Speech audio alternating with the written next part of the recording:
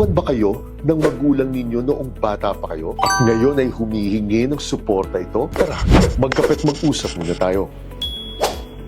Dahil posibleng hindi ninyo magugustuhan ang nakasaad sa batas pagdating sa bagay na ito. Una, maliwanag po ang ating batas na ang parents and children o ang magulang at ang mga anak nito ay may obligasyon pong suportahan ng isa't isa sa inyo. Ang ibig pong sabihin nito, kapag menor de edad pa lang ang isang anak at wala pa itong kakayahang suportahan ng sarili nito, obligasyon po ng kanilang mga magulang na suportahan at gabayan ang anak na ito. Para sa pagtanda naman po ng mga magulang na ito at dumating na po sa punto na hindi na nila kaya suportahan ang sarili nito, ang mga anak naman po ang mag-aalaga ngayon sa mga magulang nito.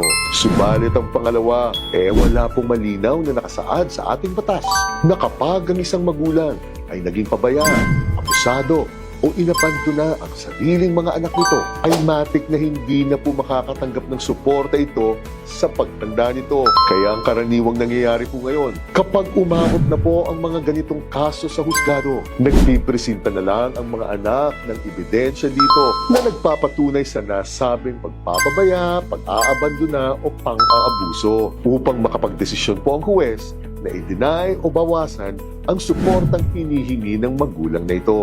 Gamit po ang equity and fairness ng mga legal na prinsipyo. Subalit ang pangatlo, may mga panukalang batas na po ngayon sa Kongreso upang ayusin na ang pagkukulang ng batas tungkol sa isyong ito. At ang isa po dito ay ang tinatawag nating Parental Welfare Law. Ang isa po sa nakasaad sa nasabing panukalang batas na ito ay kapag magulang po kayo na inabandona, pinabayaan o inabuso ninyo ang mga anak ninyo noong bata pa ito, magiging exempted na po itong suportahan kayo sa pagtanda ninyo. Kahit kailangan nyo pa po ang suportang ito. At para po sa akin, ay nararapat lang at napapanahon na upang magkaroon na po tayo ng mga batas na ganito, upang mapilitan po tayo mga magulang na panindigan ang mga anak na binuo natin sa mundo. At kung malambot po ang ating puso at tutulong man tayo dito, magiging strictly voluntary na lang po ito. Kayo po, anong pananaw ninyo tungkol dito?